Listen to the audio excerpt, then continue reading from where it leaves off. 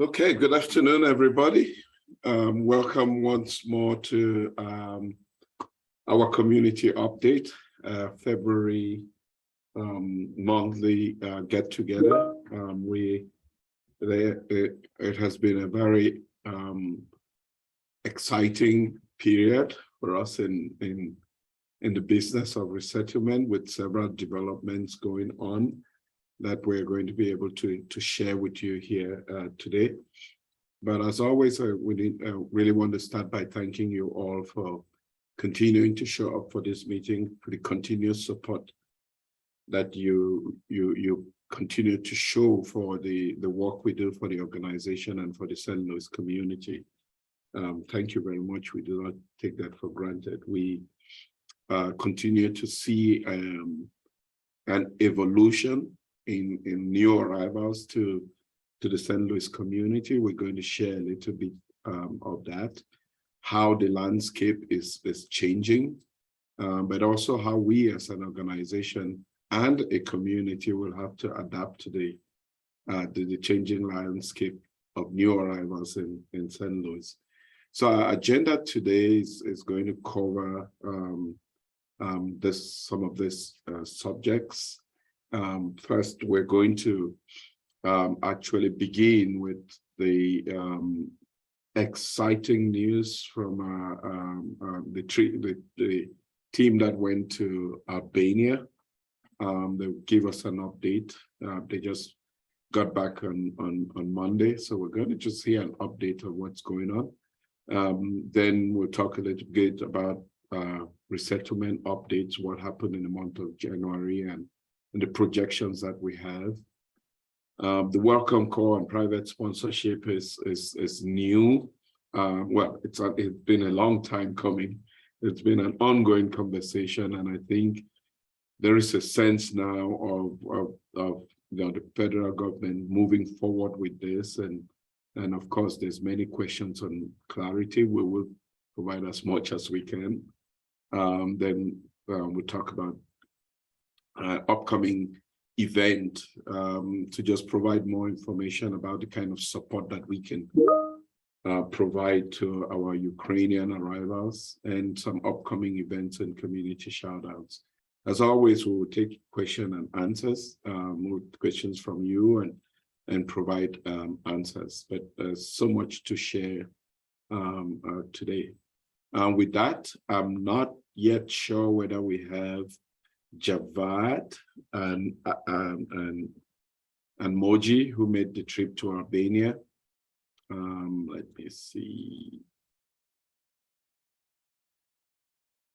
Okay, I don't see Javad and Moji yet connected.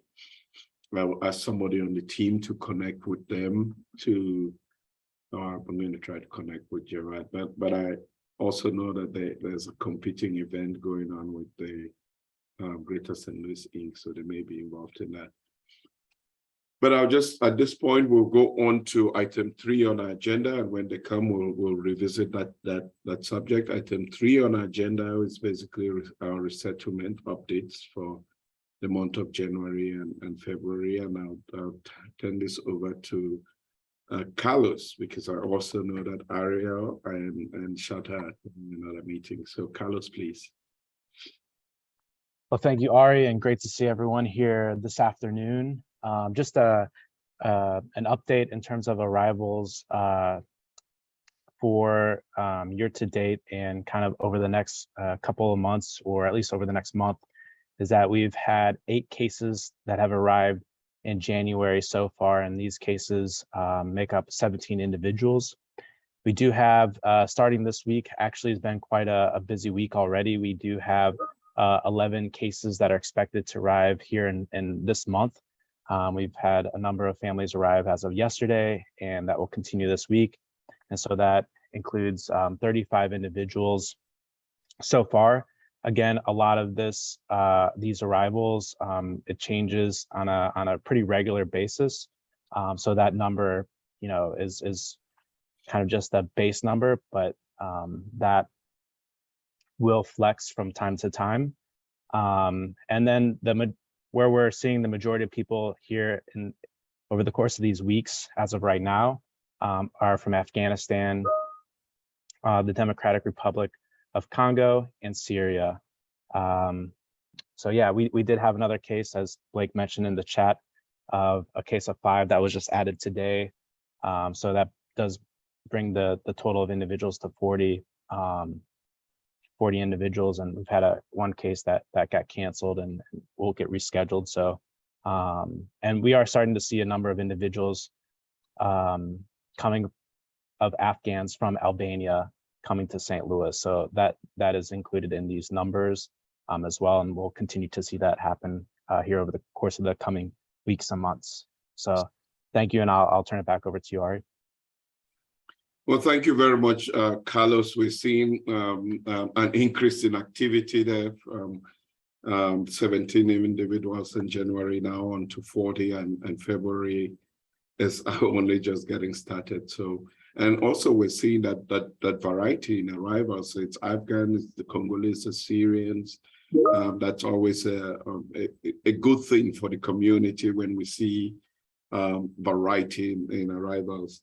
I realized that Javad, did I just see Javad somewhere? And Moji are on. They are coming fresh from Albania.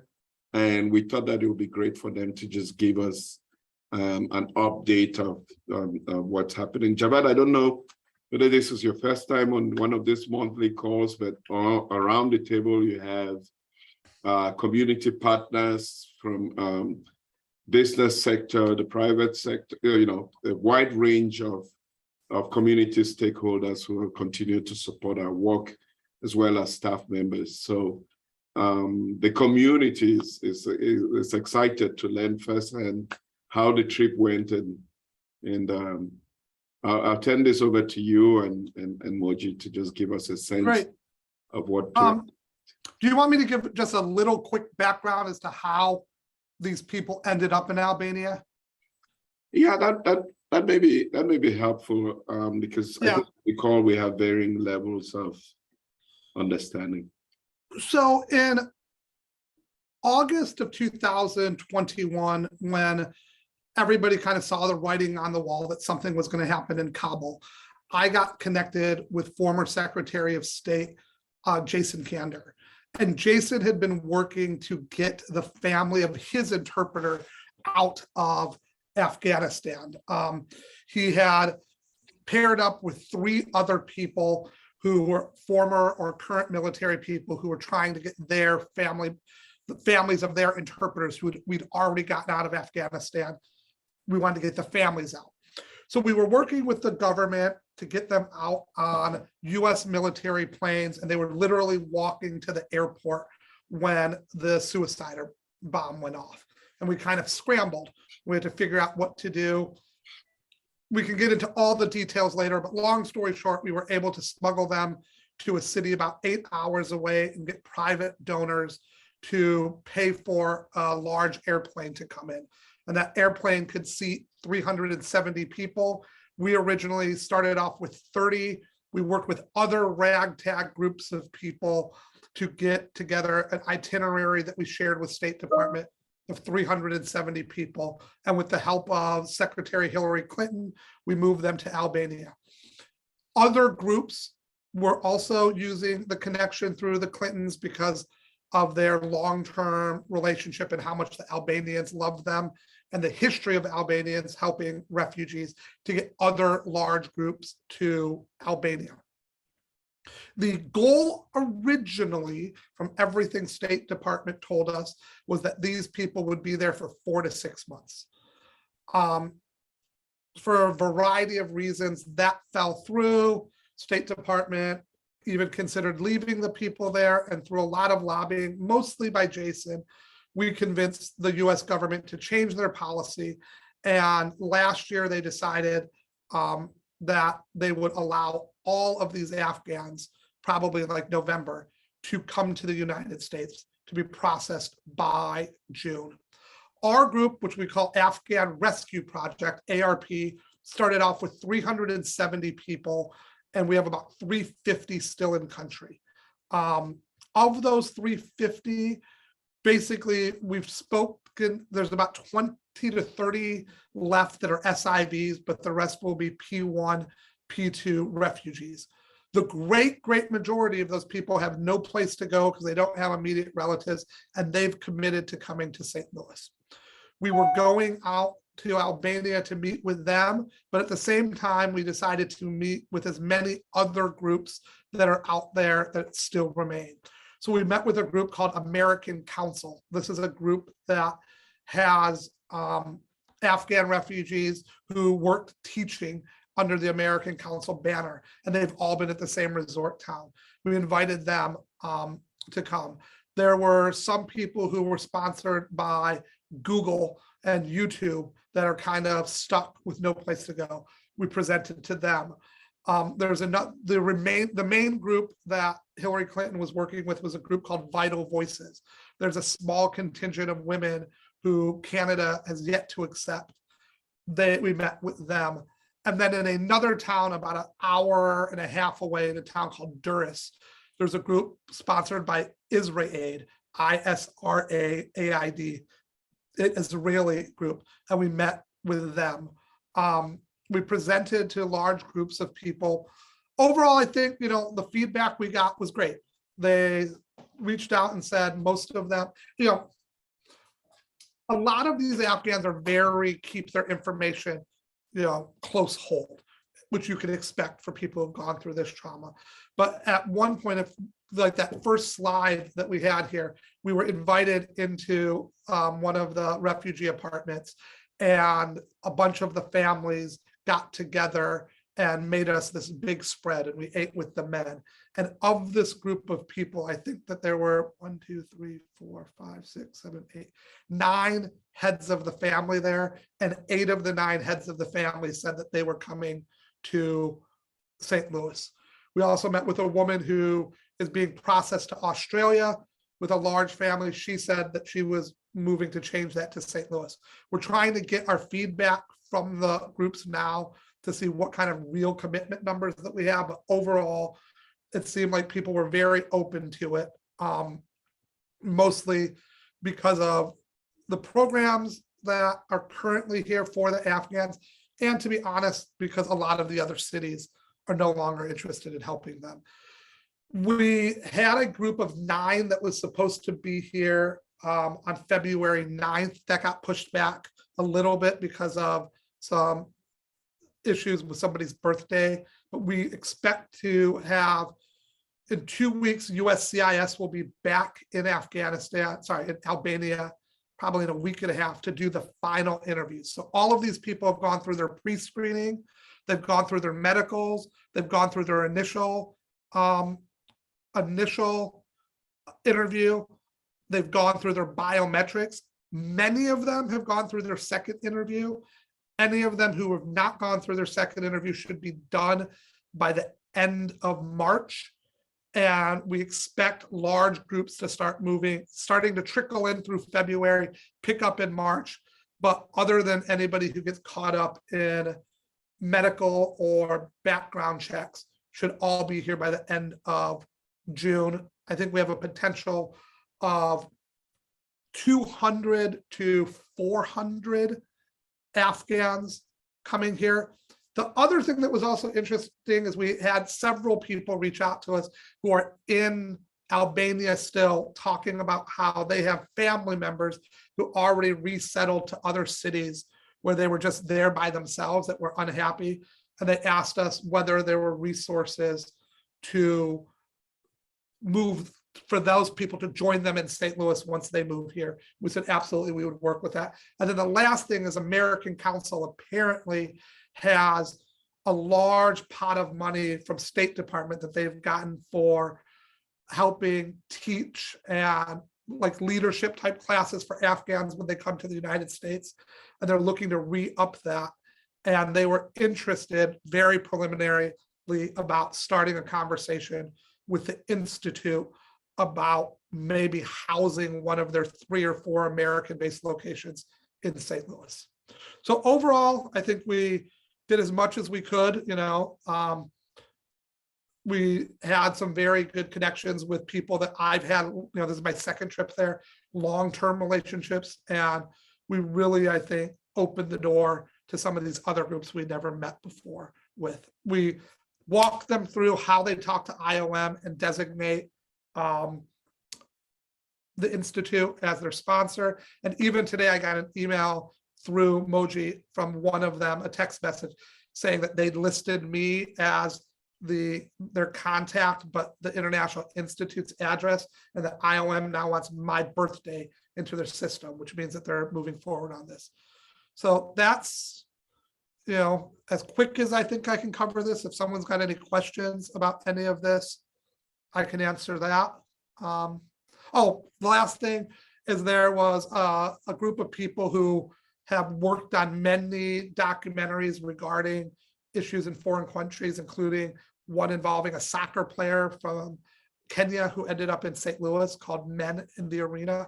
And they've been documenting this, and they also joined us in Albania. And I think they're still in country right now. They're probably leaving in the next day or two, and they're meeting with people. While we were there, you obviously saw we've got press coverage, front page of the Post-Dispatch on this. That's kind of where we are. Thanks, Javad. Yeah, I know Moji, you can jump in here, and after Moji, we can open for questions on this subject, because I know Wonderful. I'm gonna other meetings. I'm going to keep it super brief because I know we have a long agenda and I'm also in a meeting right now. But just to piggyback off of what Javad said, it was an incredible experience. We got tons of positive feedback. A whole bunch of people came up to us and let us know that they've changed their mind. They thought they were going to go here, but they realized St. Louis is attractive and it sounds great. Something I wanted to mention about this group of folks is majority of them speak English, which is amazing. Also, majority of them are already employed full-time. So they've already started the assimilation process. So I think that their transition is going to be a lot easier than our average everyday arrivals. There's two different places that they're working at. There's a shoe factory where they're working full-time Monday through Saturday, 8 hours a day. And then there's a Costco, Sam's Club type of warehouse where they're also working full time. We didn't really get to spend as much time with the children, but we did get quality time with the women, one-on-one sessions with the women, and very exciting stuff. The groups there have already organized between each other. Like, for example, this potluck that they hosted us, they did that completely on their own. The women weren't there, but the women were the ones that cooked it. And it was really a great time. And I'm grateful for the opportunity to be able to meet them one-on-one. And I cannot wait for this process to be completed. And from what we've been told, by the end of June, hopefully, everyone's going to be resettled. So just a few more months and this chapter should be able to close and the new chapter should begin. I do have to jump off, so we'll let Javad answer questions, and anyone can just reach out to me if you have anything to follow up. And Betsy, thank you so much for the shout out. Bye, guys. Well, thank you, Moji. And yeah, I would open up if there are any questions for Javad. And Javad, and thank you very much for being a really, really strong advocate. Much more than you have said. I know a lot of things that went on behind the scenes on this trip. So I really, really, really thank you for taking time to go on the trip and to share with us today the experience on the trip as we continue to position St. Louis as a place people can come here to call home. Any questions for Javad? I'm really good at answering questions. So I have a question. Yes, Mitra, then Mali. Mitra, please. Yeah, I'm Mitra Nessa. I'm the research director of Initiative on Social Work and Forced Migration at WashU. And my question is that how can we help? We are a research center. We are here. We have 20 affiliates all forced migration scholars. My research team has 7 members. More than 80% of our projects are specifically focused on Afghan refugees globally and in St. Louis. And we want to partner, we want to help. It's just like the matter of knowing how.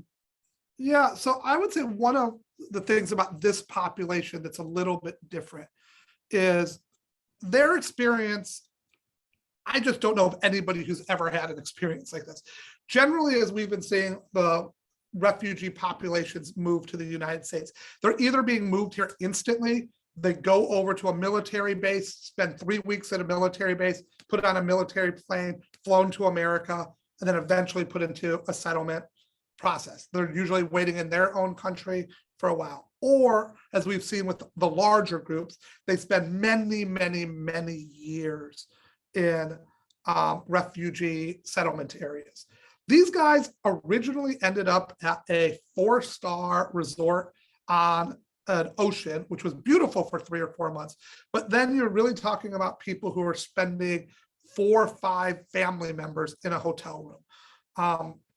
They're going to need, just like any resettlement group, lots of emotional handholding. Reaching out to them is going to be important. I think any research that we can do around how we can deal with their mental health issues is big. But we also have this is also one of our few chances to study and work with a large group of people who didn't really know each other and are possibly moving all together en masse. We're going to be they already have built their own community. How do we take that community and plug it into our community, as opposed to taking an individual family and plugging them into a community? And you're even talking about a subset, because of all of the work that the Institute's already done. We already have, the St. Louis community, and then under it you have the Afghan community. Then under it you have the Afghan community of people who have resettled in the last year, and then this new subset that we call, the Albanian Afghans. I think that there's some interesting stuff to work with there. I will leave it up to Ari and them about the relationship between the two organizations. But yeah, WashU working with the Institute would be a dream of mine. So. And our dream at WashU, it's our dream too. Yeah. Right. Yeah, Mitra, I think it would be great for us to schedule some time and just talk about how we can coordinate that partnership. Yeah, I'll be at the community center opening on Friday. So if you come there, Mitra, I'll make sure to just hand you off. Yeah, I'll hand you off to somebody, Thank you. Molly, you got something for me? Oh, hi. I just, thanks for doing everything you've done. I was watching this and following you all on Facebook as well. You answered some of my question, but I wanted to ask if there's anything else that is special that this group would need. And you talked about emotional support, but I guess there's a lot of things that the International Institute can do to prepare for this group, because it's another big group coming in. So just wanted to ask if there were any concerns they had about St. Louis. What was it about St. Louis that appealed to them the most, do you think? Well, so there were obviously concerns, and we didn't sugarcoat them. When you do a Google search of St. Louis, the first thing that pops up is crime. And we had one family who actually loves St. Louis, but they moved to St. Louis, and within a week, they saw a car drive by their house with a guy holding a gun out the window, shooting in the air. And that kind of story went back to the community. And when you have a community like this, it's about 700 people between all the different groups. Those types of rumors spread like wildfire. The way that we responded to that is, and this shows how much stuff we were doing in the background. A few days before that, Pedro and his team did some video interviews with a man named Reza Hussein, who has just won a grant, and he's been in St. Louis for about 2 years, and he started a mechanic shop. And we interviewed him in his own language, talked about how he was resettled to Michigan and then moved to St. Louis because he heard about good things. And then he started a business, and we really focused on, hey, there's crime in a lot of places, and we might be a little bit worse than other places, but that's generally, what Reza talked about is when you keep to yourself and you're not causing problems, you're not really finding problems in St. Louis. And then we flex that conversation very quickly to cost of living, ability to get jobs here, how they all heard about Northern Virginia and how a home in Northern Virginia is 3 times more expensive. But hearing in the video from Reza talk about how he's been here for 2.5 years and has started a successful business, has employees, and has bought a house, while he has friends who are in California who've lived there for 9 years and still can't get a house, I think resonated a lot.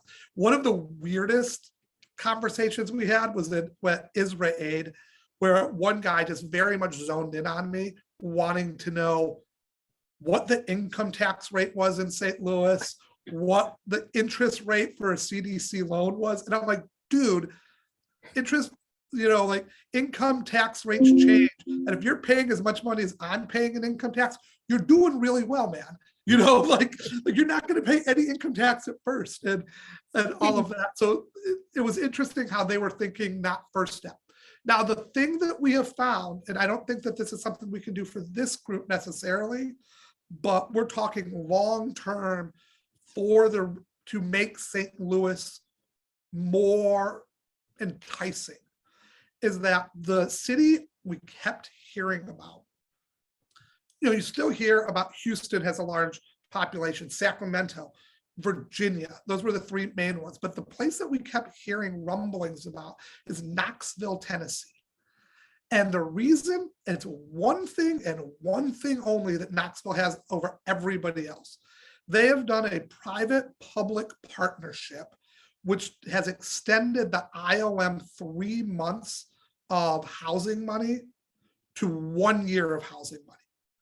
Wow. And that one factor, nobody cares about the school difference. They're like, oh, I can get more housing for longer, because the reality is you drop somebody in America, by the time that 3 months is done, they still are shell-shocked to be here. If long-term, even if we move that to 6 months of private money that we can bring in, that's going to make, and we're not just talking about the Afghans, the Yemenis, the Somalis, any group that's looking at choices, and you can say you're going to get more time before you're on your own.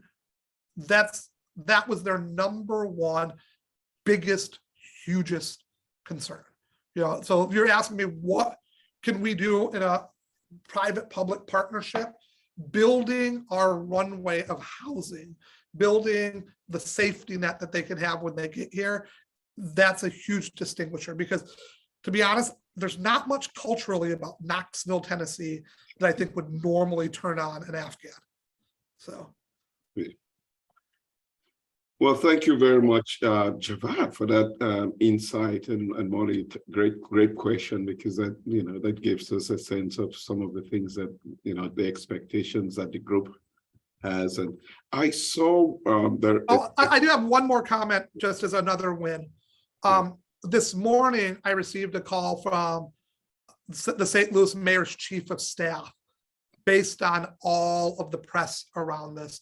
And they want to talk, I think they've already reached out to Ari and Arindam, and we're talking about what we can do with some ARP funds to aim at refugee housing. And one of the big things that was the impetus behind this was the press around the Azimis coming into St. Louis and the press around this trip. Yeah, thank you very much, Javad. Absolutely, yeah, we did get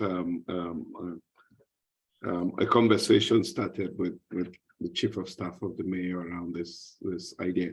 And I think that the idea of having that extended stay, to use the pun, will be really helpful. I want to make sure that I think Emir had a question. He asked about the composition, the ethnic composition of the groups out there. I'm not sure that that's information that you have, Javad. So most of the people were Pashto.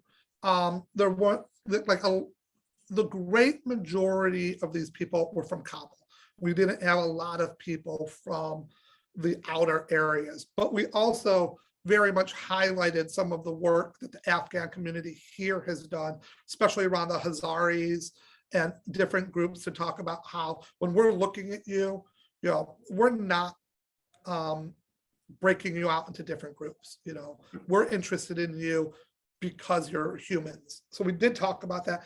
As Moji said, we spent a lot of time talking specifically to the women to flag the fact that we know this is traumatic and that they should know about the resources they have. But the majority of these people are from the Kabul area, and they have a family member, if not multiple family members, who either worked with US forces or with US contractors, which explains why we have such a higher percentage of Afghan speakers in the group. I will tell you one just quick story that was just eye-opening to me. I met a woman there who was a school teacher. She was there with her grandkids, and she's basically started a tutoring program on the side for the Afghan kids. Since then, she started her own literacy program and has had 20 plus grandparents go through who'd never known how to read and learn to read. And when I asked her what was the impetus, she said, these people were used to living in their houses in Afghanistan, and their friends would come over, they would have tea, and now they're in these tiny apartments and their grandkids are here, and really the only way that everybody's communicating is through text messaging. And they just wanted to be able to text message their grandkids. And that became a vehicle where now 20 of these people who are 60 years old have for the first time ever learned to read and write, which goes to how self-reliant this group is. Quite interesting story there. Well, thank you so much, Javad, for doing this. And I know the storytelling continues on Friday. We have the grand launch of the Afghan Community Center, which I hope is going to make more headlines and is going to spread more in the Afghan circles about what we are doing as a community to welcome the Afghans here. So it's Friday, 10 a.m. Between 11 and Friday the 10th, 11 a.m. to 3 p.m. With that, we will go on to the next item on the agenda, which is the welcome call. And I will turn this over to Blake Hamilton, Vice President at the International Institute. Well, thank you, Ray. And I know we have a lot more to get to, so I'll try to keep this brief.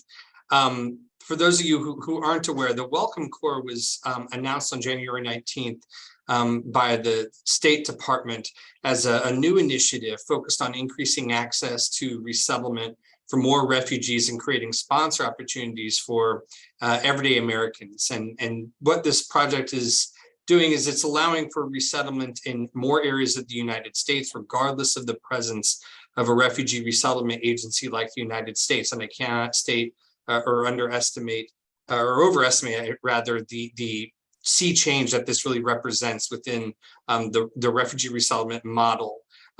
What's old is new again. This is reflective of a system that existed prior to 1979. But what is happening now is that this is going to be a much more regulated program with more details to follow. But the aim of the program ultimately is to resettle at least 5,000 refugees this fiscal year using this model. And the refugees resettled through Welcome Corps are not going to count against the federal refugee resettlement cap of 85,000, which is the cap that's set by the president in consultation with Congress annually, meaning that this will allow us to extend beyond that whatever the cap is on an annual basis through private sponsorship. In this model, as few as 5 individuals can come together to submit a sponsorship application. And when committing, sponsors are committing to providing core services to resettle clients over the course of the first 90 days in the US. which is effectively mirroring the refugee resettlement process that exists presently. So the core services include everything from airport pickups to financial support, housing, basic necessities like household goods and pocket money, securing essential documentation, social security, employment authorization, state IDs, change of address forms, and completing applications for public assistance benefits such as food stamps or SNAP, refugee medical assistance, providing case management services, ensuring enrollment in English as a second language classes for adults, and providing employment services as well, connection with health and mental health services, including refugee health screening, enrolling children in school or childcare, and securing interpretation and translation for conversations around these core services, as well as providing cultural orientation, connections to houses of worship, culturally appropriate food, and other community-led organizations that can provide service, accessing transportation, providing community orientation to laws, rights and responsibilities and the like, introduction to banking system, cultural adjustment and community resources, and of course, completing federal reporting guidelines, which includes 30, 60, 90-day reports, 6 months and 12 months reports to the federal government as well. As a part of the application, the sponsor group must raise a minimum of $2,275 in cash or in-kind contributions for every refugee sponsored. And so that isn't by case, that's for every individual in a case that is sponsored. Also with the applications, private sponsor groups must submit a welcome plan. We'll move on to the next slide here. The welcome plan details how the group is going to deliver the core services required under the resettlement program that I just mentioned, and is due at time of application. These private sponsor groups are going to receive training and technical assistance from a group of remote service providers that have been contracted to provide these services to the sponsor groups by the federal government. They're going to provide that training prior to arrival and once the application is approved, and as well as ongoing technical assistance to meet the needs of the arrival once they are in the United States. And the first phase of the project is going to be restricted strictly to refugees from sub-Saharan Africa.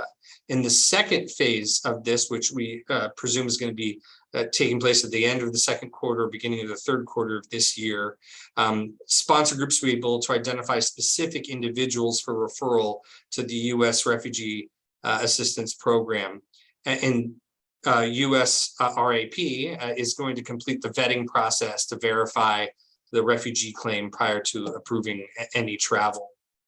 And while this is a lot of information, there's a lot that is still unknown about the process, and lots that, frankly, the federal government is still figuring out. There's going to be a lot more information to share about this program as more details become available. But going forward, the International Institute, along with partners from the Bazaar project and other community organizations, will be hosting an informational session on this program in the coming weeks. I encourage you, if you're interested or know anybody who might be interested, to learn more about this program by going to welcomecore.org. We've included the hyperlink here, and looking at the FAQ page.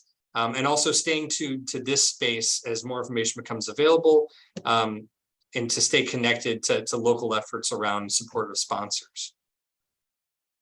So with that, I'll pause and see if there's any additional questions. Keeping in mind, of course, that there's a lot still unknown about this program. Blake, I have a question. Do you know how the International Institute or any other St. Louis service providers will be involved in this process? No, right now, the International Institute is part of USCRI, the U.S. Committee for Refugees and Immigrants, which is one of the 9 refugee voluntary agencies.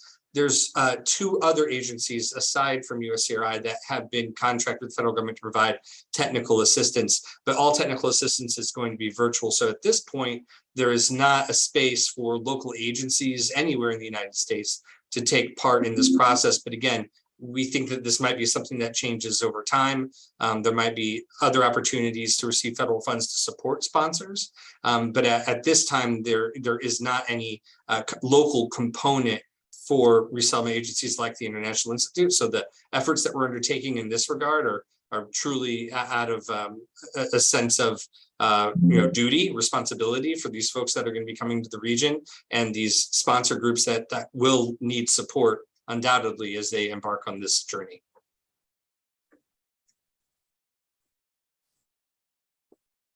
Thank you. Blake, I have a quick question. Is this are any Afghans in Afghanistan eligible, or do they have to meet P1, P2, SIV, or just simply have a passport? Well, this is through the refugee program, so they don't need to necessarily be eligible for any of these other categories. And again, this goes well beyond Afghans. This is really eligible to anybody who's going to meet that guideline of a refugee, as far as we know at this point, and we expect there to be additional details to follow about eligibility when referring specific individuals for this program. Oh, good. So it's not restricted to Afghan. It could be any. Not at all. Meets the quote refugee status, right? Yes. And Linda has her hand up. She might provide more info. Linda? Yes, we were just on a national phone call that covered this extensively yesterday. They're still developing all of the everything about this program. It's still in development stage. It will be people like Blake mentioned that have gone through the refugee process. Jillian, what they're saying is that people will be looking for sponsors when they've started that process, and so that then when they're in that process, then a person can apply to be, or a group can apply to be their sponsor group. So it's not going to be someone. We have a lot of agencies. We found across the country, a lot of agencies are getting calls from people that are wanting to reunite with their families that don't have a refugee, that aren't in the refugee process or anything like this. It's not that type of thing. It's not reuniting families.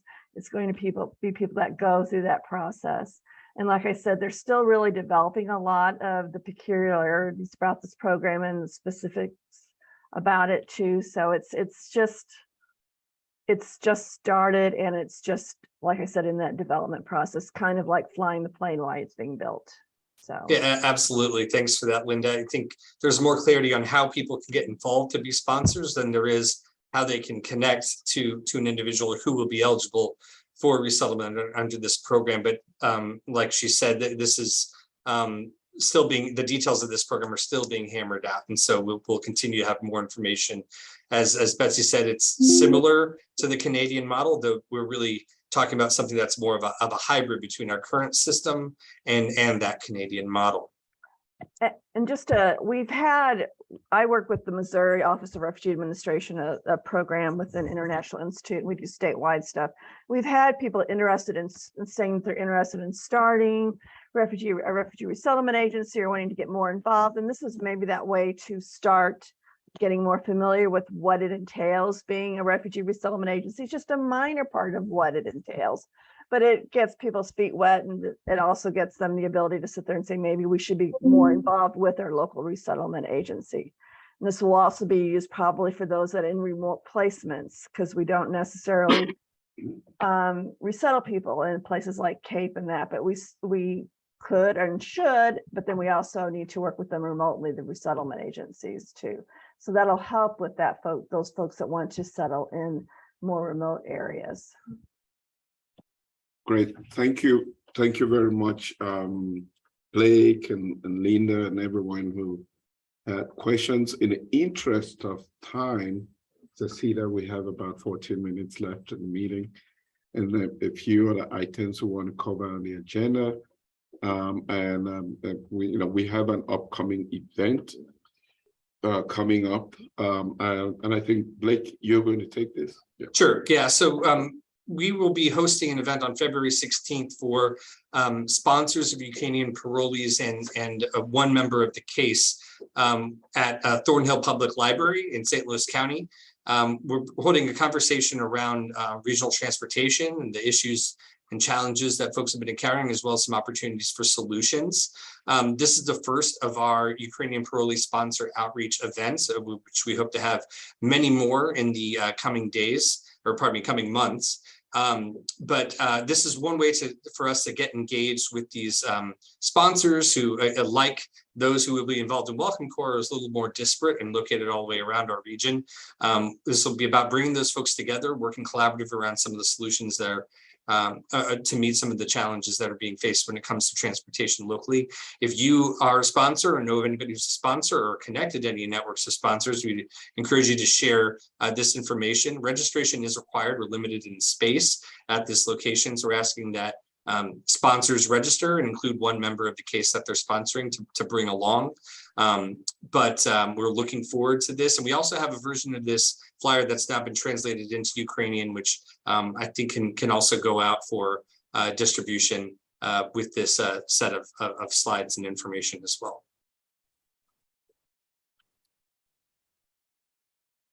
Well, thank you very much, Blake. I'm not sure we have any questions, but I think that's a valuable initiative that we, stepping outside the city limits to engage our new arrivals and be able to find solutions to some of the challenges that they have been facing. The Ukrainian arrivals has been unique, but it's also giving us an insight as to how we can be of assistance when eventually we begin to see private sponsorships.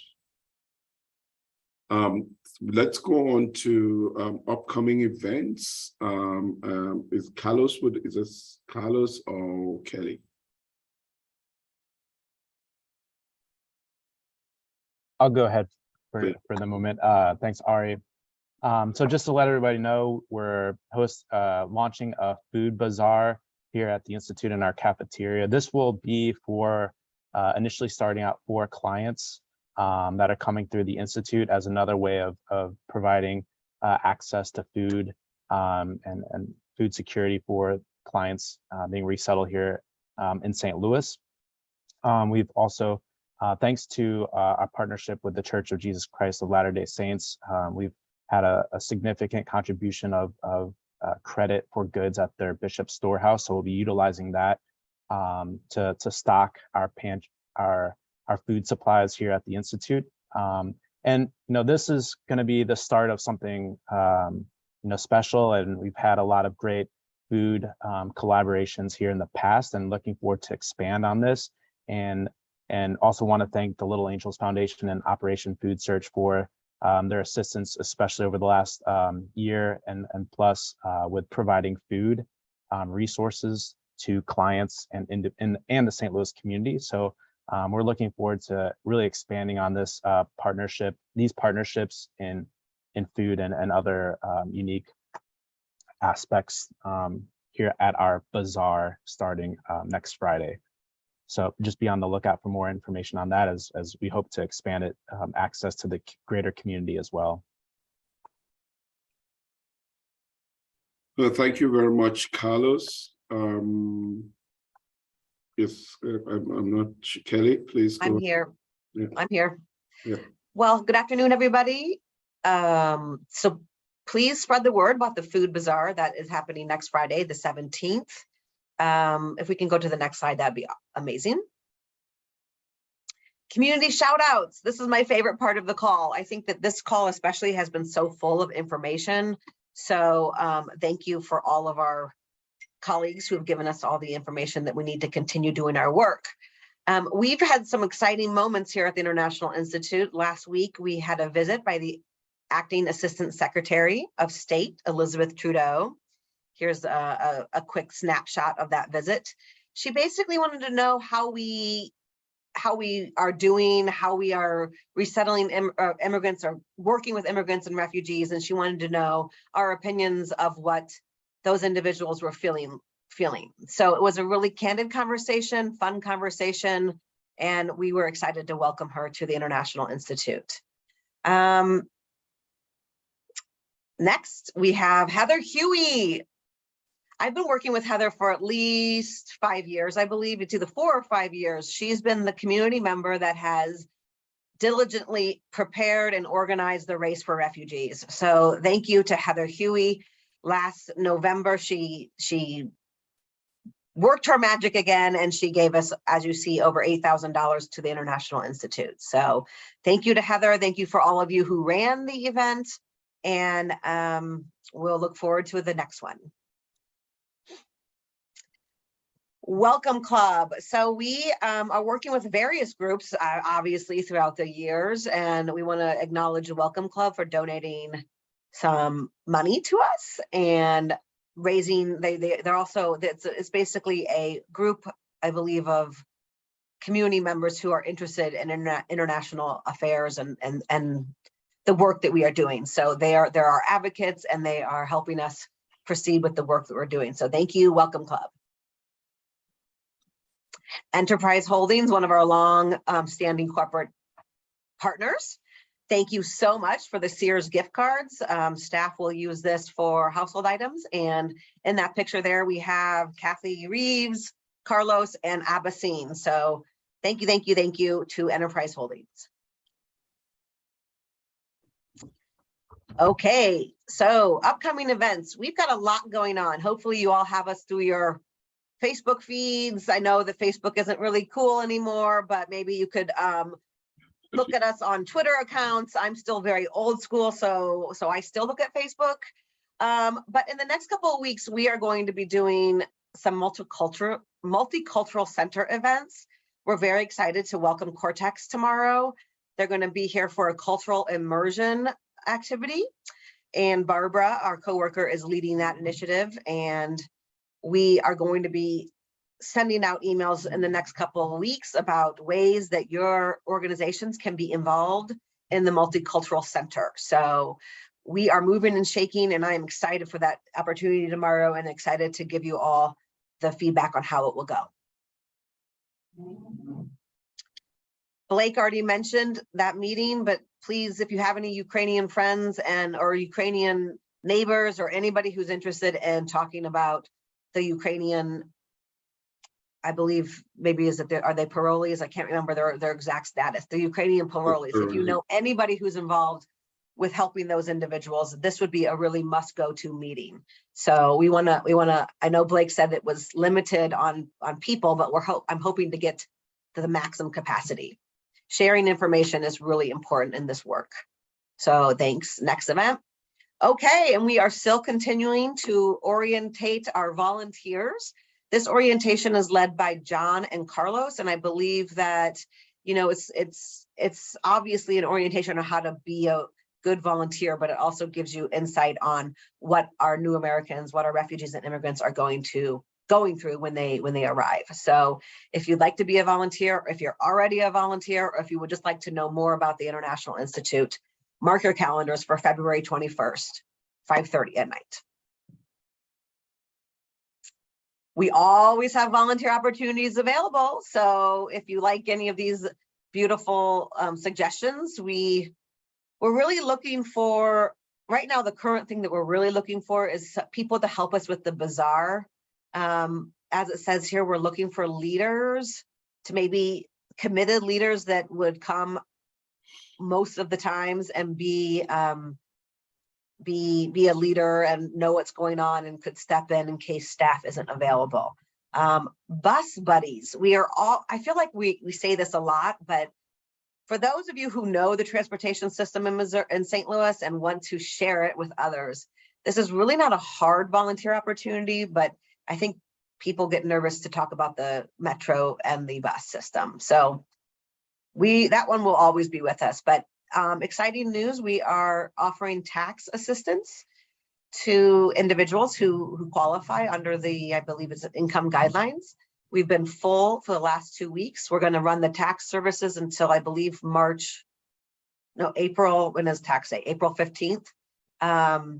So if you want to be a greeter and help people with their you won't be helping people with their taxes. You will just be the greeter and helping people, you know, determine where they're going. So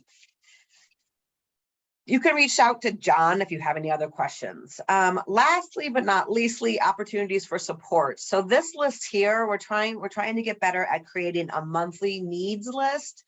these items on this screen are the items that we need currently.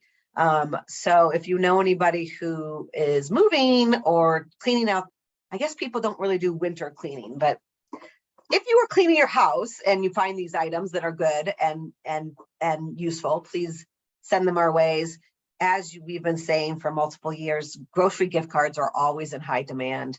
We do have 2 lists on Target and Walmart as well. So all of those things that are donated through community members go to new homes for new arrivals.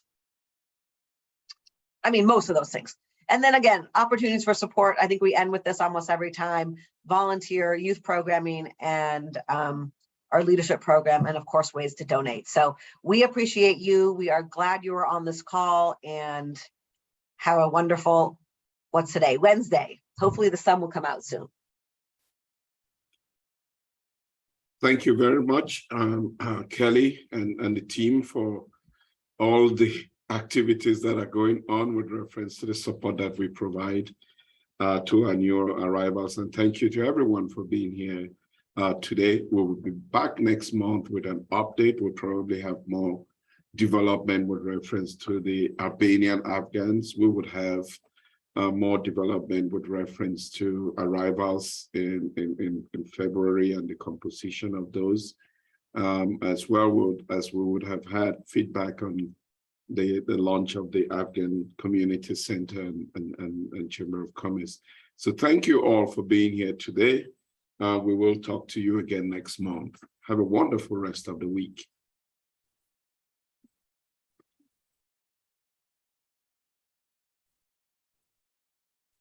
Thanks, guys.